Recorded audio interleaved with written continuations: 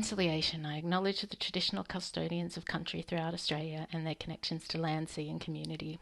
I pay my respects to their elders past and present and extend that respect to all Aboriginal and Torres Strait Island peoples today. Welcome to Totally Lit, the podcast celebrating reading, writing and creating literature. I'm your host, Ky Garvey. Thank you for listening. This episode I have the wonderful Tina Clark and Phil Kettle to chat about the CYA conference. Tina is the wonderful convener of CYA and Phil is one of the presenters at this year's conference. The CYA, which stands for Children, Young Adult and Adult Writers and Illustrators Conference, is a conference for writers and illustrators of all ages and all genres. The conference is dedicated to helping creatives improve their craft and take their writing and illustrating to the next level. Whether you're a beginner or an established author or illustrator, the conference has something for everyone.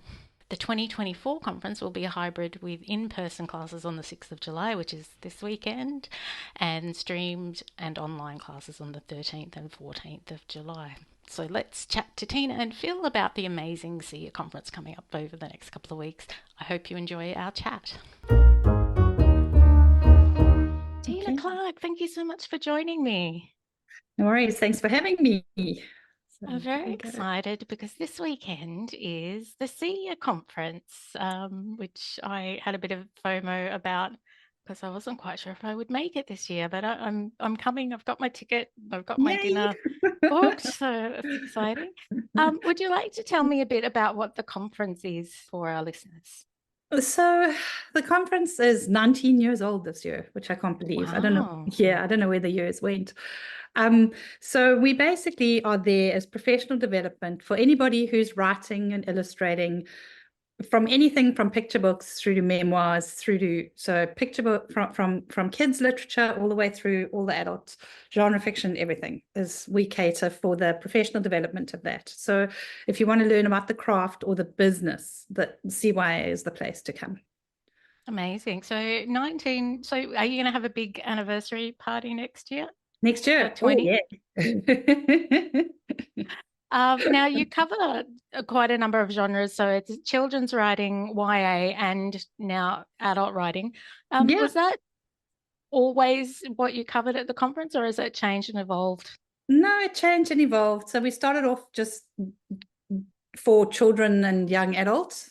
This was where we started because, like, in 2006 when we started, there was nothing out there for it. It was very, very sparse in the festivals that actually catered for it. About 5 years ago, we added in the adults because obviously I am in adult writing as well as children writing. And we had a whole lot of adults who said to us, they just wanted something like that as well for us. But at the same time, GenreCon came on in the same year that we actually added it. So it's been interesting having the adult component in it as well as the kids component. So it's just, and then of course COVID hit. So just after that. So it has been interesting. It has been very, very weird. How do you say, if that's the right word? Very weird having it go from just, predominantly children to adults as well. But in saying that, the adult industry has not embraced it the same way that the children's industry has. So it's, I wonder, because I actually didn't know that it was adults as well till I was reading the website doing my research this morning. Yeah. And I'm like, oh, how did I not know that? So maybe it's just we've got to get the word out. It's just getting the word out there that we do also cater for adults, and that we do have like, top people like from Random House, coming as doing assessments. And we have Clive Hibbert has been from Random House here. Penguin Random House has been like with us for like all 5 years once we added in the adult component. This year we also had Beverly Cousins coming on board as well, doing the adult assessments. We've had Pantera are always there as well. So it's really sad that that side of the assessments, which have not been taken up by the adults. But I guess there is a lot out there at the moment. It's not it's not like the adults are not catered for. And I think that the children's industry as well is being very well catered for now compared to 20 years ago. So there's a big difference in the way that festivals are conducting themselves, and that they are actually in what they're providing for authors and illustrators.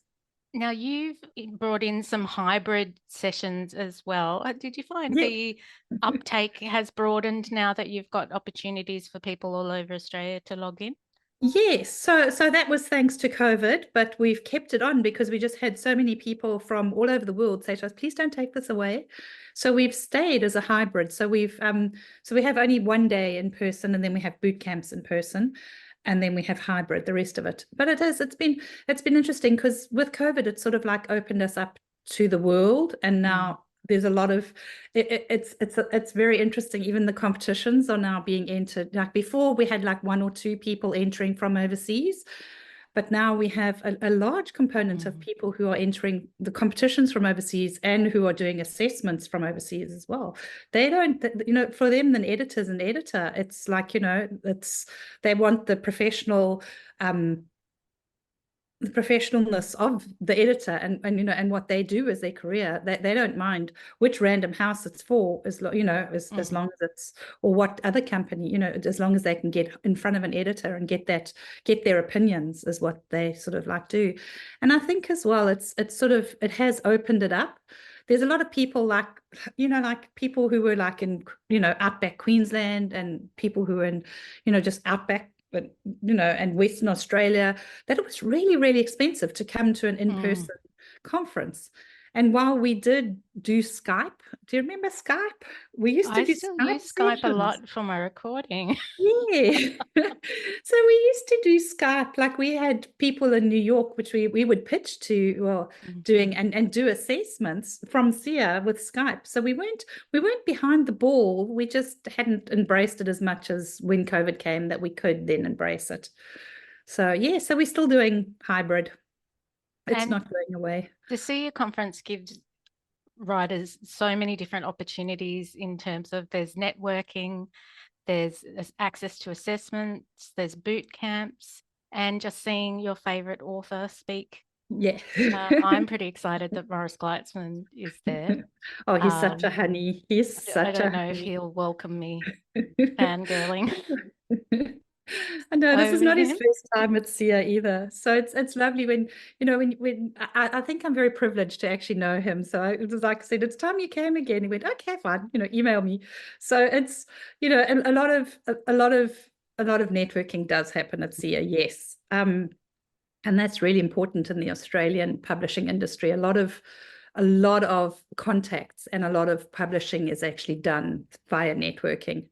So it is really important. And I think the online component, we kind of like have that networking as well. It's not as great as face to face because I don't know, the children's authors, they're a bunch of huggers. They always hug each other. And like, it used to be I would know it was a romance writer because they would come and they would hug me.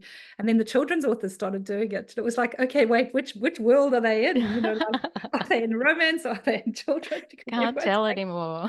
I can't tell anymore. It's just so everybody. So it is lovely being face to face and getting those hugs, obviously, but it's also just as important being online and just doing the networking online and getting. We've had some power groups which have started because of online. They've Really? met each other online, and then they've carried on talking afterwards, and they've got into like critiquing and meeting like weekly, and groups like that who are really focused and and really behind each other, which is really good, supportive. And so we've had some really strange but beautiful successes that have happened because of online. And you put so much work into the conference, and I know that your wonderful husband Sean supports you. I'll say a big shout out to Sean. And you've also got some wonderful volunteers that work really hard to make the conference happen every Absolutely. So year. especially on the day, like into the lead up and then on the days, if we have like anything online, like we did boot camps online in March, our volunteers were there. Like if we've got assessments online, our volunteers are there. We've got like a very hardcore of volunteers. Then we've got this amazing fleet of volunteer judges as well, who do everything for the competition, and and who have these impossible deadlines that they work up against that I give them, and they just do the work, and it's just lovely. We do pay a small amount towards them that they can use to pay off towards their conference, so that they can actually, if people want to put the time in, they can actually pay for the conference if it's an online conference um, with the judging. But it is I believe in this industry you have to actually put the work in, and you have to. And to keep going long term, it's worth being part of the industry. And part of the industry for me is giving back. And there's a lot of people who do give back with CYA, and it's really important. And I think it just builds that community even more, especially in Queensland, because sometimes you feel so remote from the rest of the riding community. And it's nice that there's a couple of good conferences up here. They have so much down there, and they have all these lovely things. But you know what? It's okay. We happen. We happen, and that's the main thing. It's like, it's okay. We don't need to be jealous. And the writing competition is another opportunity for authors as well to submit their work. It And is. that's being drawn on Saturday, is that So yes, correct? drawn. Yes. Or revealed. Revealed. Yeah, drawn. I can. Yeah, like it's a lucky dip. It's not luck, Not it's quite. all talent. There is a lot of work that goes into that competition. Okay, so this year there were just under 600 entries. So that's Wow. about 1,200 judges, judging panel people who have to judge, because every entry gets judged twice. There's the written feedback that comes to everybody from that. And then, of course, we've got our editor judges. And the editor judges are the ones who have to take the shortlist and decide which place comes first, second, and third, which is pretty amazing. And I'd hate to be in their shoes, because when I actually look at those stories, it's like I don't know how they can go, okay, this is better than that, or and then like the illustrations went up last night, and it was like they're all so beautiful. It's like, how do they tell the different, like how do they decide who's coming first, second, and third? They're all so gorgeous. So it's And you have a new venue this year. It'll be at Royal on the Park. We do. So yeah, so Royal on the Park became our new venue this year. So we moved out of TAFE. So it's been lovely. We've always been an institution, except not the first year, 2006, we were at the Powerhouse, and then we went up to QUT, and then we went to St. Lawrence's for 1 year, and then we went to TAFE. But yeah, it's just become, I wanted everything all together, to make it a bit easier for me, logistic wise, to just try and lessen some of the logistics for me organizing. As big, it's a big thing to organize by myself, and I thought it would be easier going into a hotel. We're no longer doing like the messy illustrations and things like that, like we used to use the art room at TAFE. The illustrators just didn't take that up. So it's like, well, I'm paying all this money for rooms we don't even use. We might as well just go into a hotel, and then at least everybody's under the same roof, and I don't have to organize to get people from one hotel to the TAFE or anything like that. So it's logistic wise, I'll tell you how it goes at the end of this year. And are tickets still available for anybody that would like to buy one? They are available. The online ones are still very much available. The in-person ones I've had to give final numbers for. So yeah, but if you you can still get numbers. You're just going to get a normal meal. You won't get a special meal. Yep. So yeah, so that'll be the whole difference. The hotel I chose is very good with special need catering, because some of us have got those stomach issues, and yeah, and I'm pointing at myself here. Yes. You've told me some stories, Tina. I know. And I guess for our listeners, is there any highlights for the conference that you're excited about? Oh man, that's like asking me my favorite child. That's like when I put together a conference, I put together people who I really want to see Mm, again, or I put together people who I really have who I know will give value add to other people's where they are in their career. Um, and I think that's always what's made CYA so different, is because for every single session that I put together, there always has to be a tangible outcome. So there has to be something that the people who are attending can take away. It's not just a rah rah, look at me, I'm gorgeous, I've done so many books. It's always about the craft, and it always comes back to the craft or the business. Like I've introduced some innovation one sort of topics and sort of motivation topics as well, because I'm finding, especially post-COVID, that a lot of people are getting very despondent very fast. mm. And I think that it's just that COVID lag that's happening. So there are a couple of motivational sort of speakers coming in as well. But generally it's the craft, it's the business of being an author, of being an illustrator, of being where you want to be in the industry, and how to do it and how to get where you want to be, whether it be the trade route or the self-published route. I've got my eye on a few items in the program. I'm excited about Donna Cameron with her Oh, public speaking, because I don't know anyone who saw me speak last year. I get very nervous in front of crowds, so that's quite going to be a valuable session for me.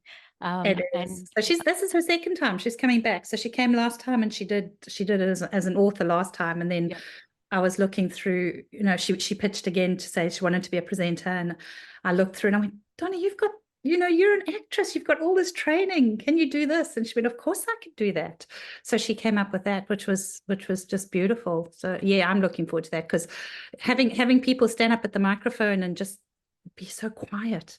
It's like yes. I just want to go and jab them in the ribs and say, hey, be a bit louder, be like me, be loud. And the other one I'm looking forward to is I think it's Julie Miller who's doing the on the Oh, school schools. visits. I Yes, think will yes, be very handy for me yes. as well for Yes, some to learning. put your book in with the curriculum. Absolutely.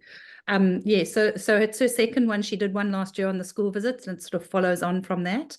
Very, very awesome. So yeah, I think if we're going to point things out, yeah, obviously Morris is going to be an awesome one. I'm looking forward to audiobooks as well. Mm. Obviously editor panel that this week, I'm just focused on this weekend. I think my favorite is always the success panels, Yeah, they're because great. it's just so lovely to see people who have put in so much work, and then they get their success, and they get to hold their book in their hand and say, I made this, and this is how I got there. So don't give up. It just gives so much motivation to other people. Definitely. I think that's really important as well, to be bringing everybody with you, like Yes. because there's people who help you on your own journey, and it's just good to pay it forward. Yeah, a lot of people do forget to sort of like a lot of people do forget when they do get up that ladder, they forget, and that there's people who have been the pyramid underneath them, helping them up. So it's that pyramid which is also important, and you need to keep that pyramid always as an author. It's that pyramid is always important, and never underestimate the power of that pyramid, because you're going to need that pyramid someday, Mm. not just to get started, but elsewhere in your career as well. It's especially if you want to be in this long term. Yeah, I think that's where I'm really still just an emerging author. Yep. And there's still a fair way ahead of me before I'm an established author, and feeling like, oh, I've got one book. Okay, I've got to try and make this more. And it doesn't happen instantly or on your own. It all You've got takes to just time. And yeah, plug and away. it does. And it takes time, and it takes trust as well, because you have to trust people along the way who, and sometimes that trust gets burnt, and, sometimes it doesn't, which is always really good. But it's that whole building your network around you Mm. of people who support you. And yeah, and hopefully that's what CYA does too for everybody, just makes them part of that network, of that family that can support them. Now, speaking of presenters, we have the wonderful Phil Kettle with us here today. Hi, Welcome to Totally Lit. thank you. It's been great listening to you. Always good to listen to Tina. I love Tina. She's amazing. She's a very special person. She was the one that initially invited me up to PNG, which was one of the most fabulous parts of what I've done over a 25-year career in writing. Amazing. And that all sort of came to a bit of an end with COVID, unfortunately. It sort of changed a lot of things and still changes a lot of things, which is, I don't know. I suppose there's some good come out of it. I'm not too sure what that is yet, but I guess we will find out eventually that there was some good come out of COVID. Hopefully that's the end result of it anyway. But yeah, so Tina does a wonderful job up there. It's a fantastic conference. The amount of work that she has to put in to do that is beyond belief and beyond description. So Tina, you're a legend. Thanks, Phil. Even if you are from another country. Hey, I'm in this country now. I've been here. Oh, When am I going to be called a local? I've been here for oh, 24 years. So when am I going to be called a local? well, it'll never be while you've got your accent like that. I can assure you of that. But we all love you because of it. Maybe Donna will give me some lessons on Saturday as to how to do the accent. But it's good to see. Look at you. You've only got shirts on. Here I am sitting here in Victoria with a big jumper on. I've got the heater on. And we had the top temperature this morning of 1 degree. So, Oh, it's no. fabulous. I was a fabulous. Victorian once. Well, Were you? technically, I am a Victorian. You're once a Victorian, always a Victorian. Yes. Yeah. So, I do get very homesick every now and then. I'm like, oh, I need to go back and visit. Yeah. Um, But the but I winters, do like the weather in Brisbane better. winters change your mind. You should have the best of both worlds. Summer down here and winter up there. That's what it should Just be. move up and That's down. magic. Now, Yeah. Phil, you're presenting on the 14th. Yeah. Crafting junior fiction, igniting young imaginations. Right. Um, And what can people expect from that workshop if they attend? well, marvelous things, of course. We're just going to talk a little bit about, look, I still spend a lot of time in schools. And after the last couple of years, we moved up to Mildura, where I come from originally, got out of Melbourne with the COVID restrictions, and have stayed up here, which absolutely love. I've fallen in love with Mildura again and country life. But because of COVID, I went back and started doing teaching again in schools because that's what they were looking for. So it was a great lesson, even though I was doing lots of author talks. One year I did over 100 schools I visited, which bloody near killed me, to be quite truthful. But anyway, that's what I did. But it was a great insight into the changes that are happening in the way that young people are writing. And the influence of writing now, or the influence of gaming on young people, has been unbelievable. And I'm not here to debate whether it's good or bad, but it's certainly different to the way that they construct their stories and what they write about. But I go back to planning a story, and that's what I talk about, because, the fact is, when you get a young person and you want them to write, you've got to get them to be able to put together a plan. So the first rule I always say to a student, you must write on the top of your page to remind yourself is, I own my story, because you've got to get your writers to believe that they are writing to please but one person, and that person is themselves. And that is very, very important. We talk about where ideas come from, and they come from things you see, things you hear, and things you do. Plus, of course, you've got to add that important ingredient, which is imagination. We talk about how you create your characters, the advantages of writing in the first person, which gives a young person the ownership of their story, how to create settings, how to create a plot, problems and resolutions are an important part of your story planning. How to write stories that aren't predictable. As a reader, if you read a story and you read a predictable story, you sort of read one page and you turn over and you know what's going to actually happen. That's You know, that's good writers like Paul Jennings is a classic. He writes stories that I call non-predictable stories. You've got to turn over the next page to see what happens. And that's an art to be able to do that. So that's part of what I write about, how to introduce a story, getting a powerful introduction, the simple ways of doing it through either questions or statements, knowing where you want to go with your story. But most importantly is writing to please you, the writer, not somebody else, you. If you like your story, then others will like it as well. The use of sentences, simple and complex sentences, you know how simple sentences introduce complex sentences, simple sentences give complex sentences, strengthen character, but you've got to, it's about enjoying themselves. And now my emphasis when I, Phil, the enjoyment of it. oh, you've got to do it. It's got to be in your own little world. And, you know, I talk about my father was we were brought up on a farm, and he, because of circumstances, never had a great deal of education, but he was still one of the smartest people I ever met. And he always said to us, to my sister and myself, the most important thing in education is literacy, because that's the foundations. And he would take us into the lounge every night and he would read to us, because he said, you've got to read, and you've got to enjoy it. And he'd always say, as I say to young students, you have to put your hand up in the air, he'd make us do it. You've got to have a gap between your index finger and your thumb, and then you lower it down, you latch it onto your earlobe, and you give it a squeeze and a twist, and that's your imagination switch. Once you've done that, it allows you to create your own characters, to visualize them, to set your scenes, to become part of the story. I'm seeing you do that in the class with all these kids that when you visit classes, and you're getting them to actually do this with their fingers and then tweaking their ears to bring in their imagination. That is just so awesome.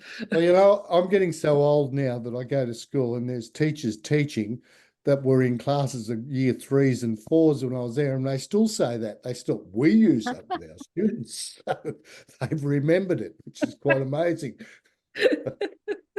Now, Phil, is this your first year at CYA, or have you attended in the past? I think I don't know. I've been online a couple of times, haven't I? And I've been up there as well. You've been on campus as well. Yes. Yeah. He's a repeat offender because we love him. I am. He teaches so beautifully. There's some authors who can't teach. Phil is a teacher, is an author who can teach, and he passes on that knowledge.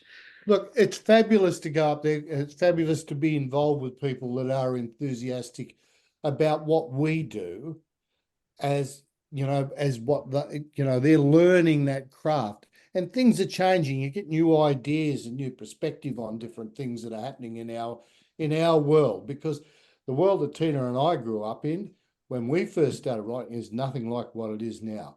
It's changed. Publishing is totally different, and you, as a creator, have got to accept that, and you've got to be different to what we were. It's difficult though when you think you're different and it turns out you're just the same. Oh, well, I don't mean that. I mean, you know, you've got to think of ways of doing things that they're not like they were. You know, school libraries, for instance, there's just not the librarians around anymore. There's just not the money in schools that there was. There's just not, I don't think there is as many workshops that are being conducted in schools now as there was as well. It's a harder world, but you accept that, and you've got to make a way of being able to succeed yourself within the boundaries that are there. And that's what you've got to accept. If you try to go, you know, do things like we did 20 years ago, it's not going to work. It just doesn't work anymore. And I think you hit on a thing as well just now, Phil. You were saying that, you know, like we are competing with gaming now. Oh, it's terrible. And it is such a huge industry, and it's just, you know, finding we have to sort of like try and get those kids engaged and try and get readers engaged. It's not just kids, it's readers in the whole. I mean, it's across the adult industry as well. Well, one of the things we've got to do with young people, you've got to remember, is that the young people in primary school now, their parents are in their late 20s and early 30s, and they were brought up as gamers as well. We start to forget that. So you've got to start to educate and make sure the parents understand, and that mobile phones aren't babysitters. And that's what a lot of them use them for.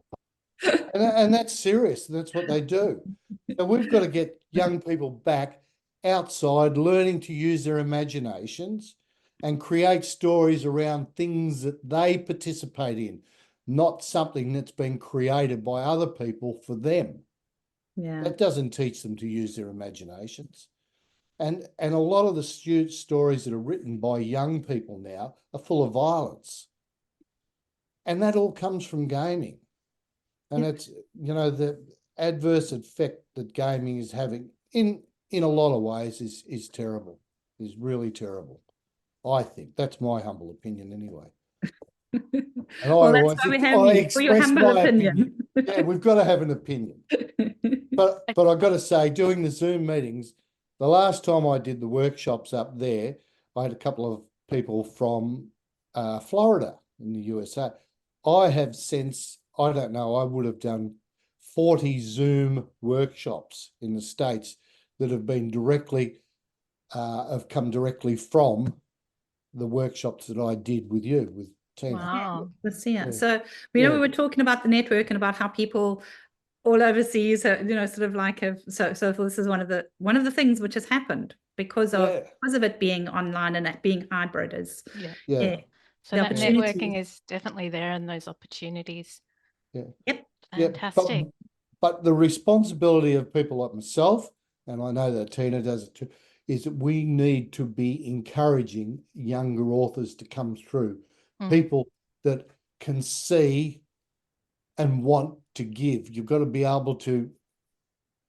have an appreciation of being able to give to other people and what you've got to do to succeed in it. And that might mean you need to do something else as well. But, we've got to make sure that we are producing books.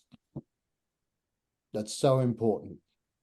There we go. I think they just hit on the nail on the head there. We have to produce the books. We have to produce. That's what C is about. Is getting those books produced, getting the whole industry, getting to know what's expected, what's changing, like Phil's been saying, and getting those books out there.